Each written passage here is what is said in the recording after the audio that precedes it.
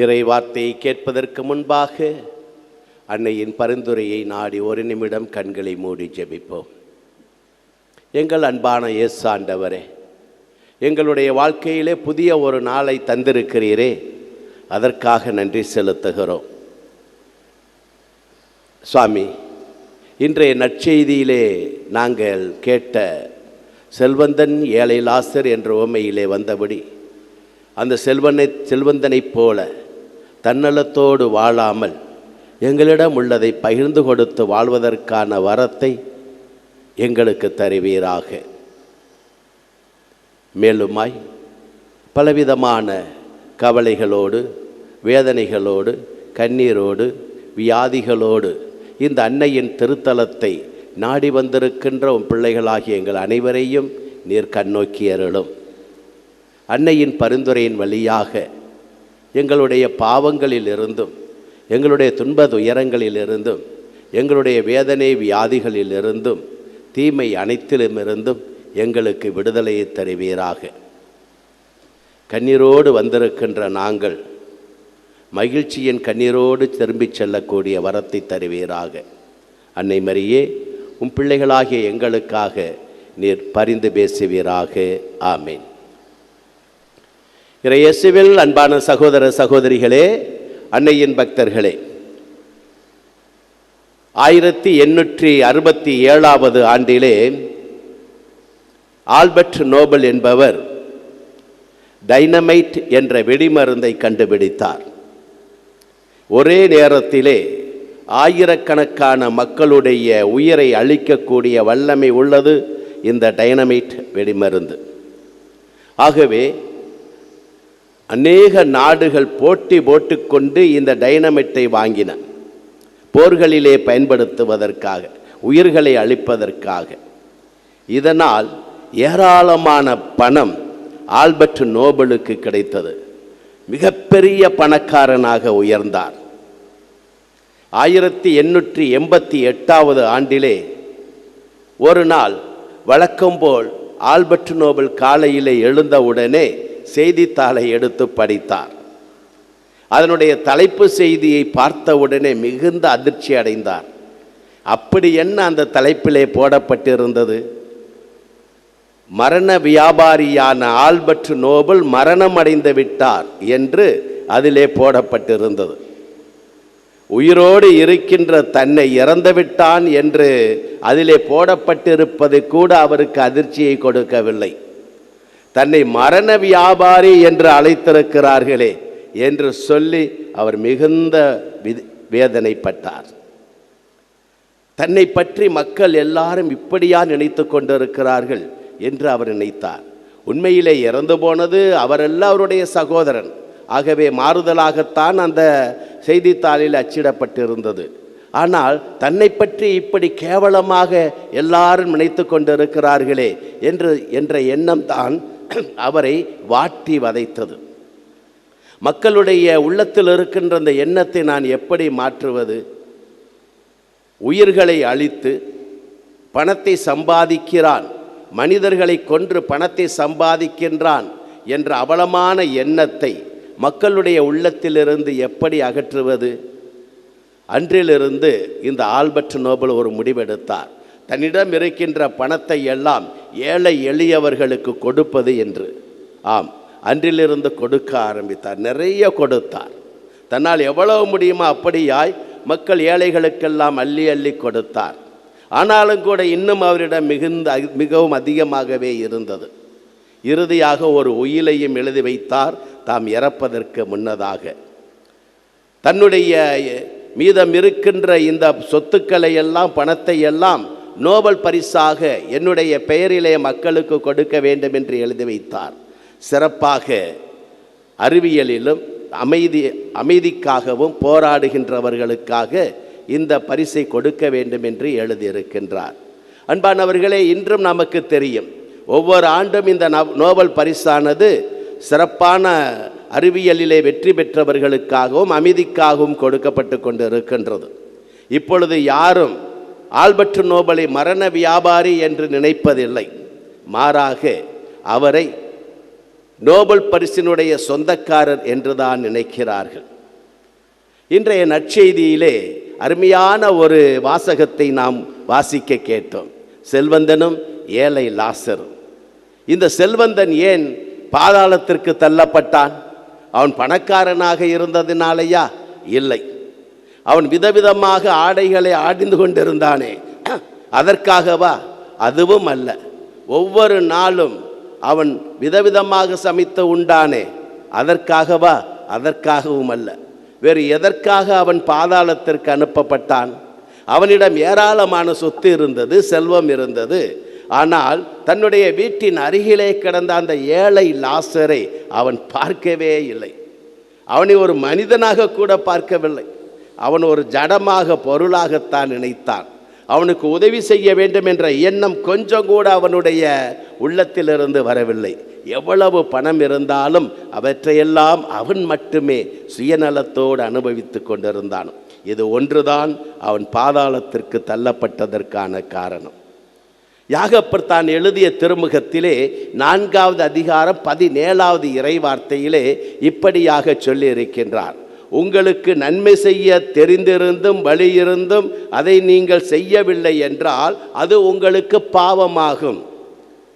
நமக்கு நன்மை செய்வதற்கு வாய்ப்புகள் இருந்தும் அதை நாம் செய்யவில்லை என்றால் அது நமக்கு பாவமாகும். ஏழை லாசரியன் விண்ணகத்திற்கு எடுத்துக்கொள்ளப்பட்டான். அவன் ஏழையாக வாழ்ந்ததுனாலையா? இல்லை இல்லை இல்லை. மாறாக அவன் கடவுளின் மீது நம்பிக்கை வைத்து வாழ்ந்தான் என்பதற்காக. லாசர் என்றால் என்ன பொருள் தெரியுமா? கடவுளையே நம்பி இருக்கிறவன் என்பதுதான் லாசர் என்ற பெயரினுடைய அர்த்தமாகும். ஆம், இந்த லாசர் இந்த மண்ணுலகிலே வாழ்ந்த பொழுது கடவுளை மட்டுமே நம்பி இருந்தான். தன்னுடைய உணவுக்காக பறவைகளுக்கு உணவு கொடுக்கிறவர் தனக்கும் உணவு கொடுப்பார் என்று கடவுளையே நம்பி இருந்தான். அது மட்டுமல்ல, தான் இப்படி ஏழையாக இருக்கிறோமே, துன்பப்படுகிறோமே, வேதனைப்படுகிறோமே, இந்த நிலையிலே கடவுள் என்னை வைத்து விட்டாரே என்று சொல்லி அவன் கடவுளை சபிக்கவில்லை, தூசிக்கவில்லை. மாறாக அந்த கடவுளுக்கு நன்றி செலுத்துகிறான், அவரையே நம்பி இருக்கிறான். அது மட்டுமல்ல, எவ்வளவோ பணம் வைத்திருந்தும் இந்த பணக்காரன் எனக்கு உதவி செய்யவில்லையே என்று அந்த பணக்காரின் மீது கூட இவன் கோபப்படவில்லை. ஆகவேதான் விண்ணக வாழ்வானது அவனுக்கு கிடைத்தது. அன்பான சகோதர சகோதரிகளே, இந்த உலகத்திலே நாம் 2 விதமாக தவறுகளை செய்கின்றோம். ஒன்று, செய்ய வேண்டிய நன்மைகளை நாம் செய்யாமல் இருப்பதினால் நாம் தவறுகளை செய்கின்றோம்.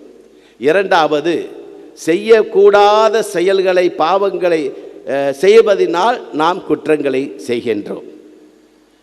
இந்த நற்செய்தியிலிருந்து 2 உதாரணங்களை உங்களுக்கு சொல்லி காட்ட விரும்புகிறேன் இன்றைய ஓமைக்காக.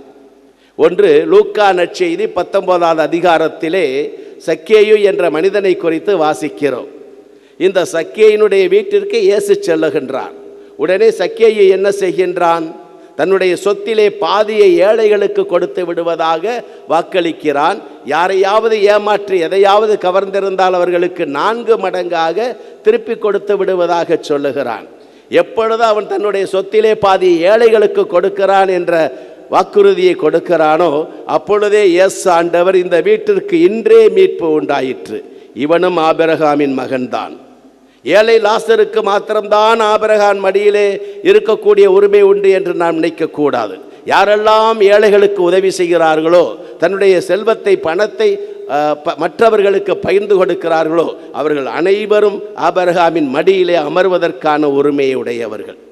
இந்த சக்கேயும் ஏழைகளுக்கு பகிர்ந்து கொடுத்ததினால், தன்னுடைய சொத்திலே பாதியை ஏழைகளுக்கு கொடுத்ததினால் இவனை ஆபிரகாமின் மகன் என்று இயேசு அழைக்கின்றார். காரணம், இவனும் ஆபிரகாமின் மடியிலே அமர்வதற்கு உரிமை உடையவனாக மாறுகின்றான்.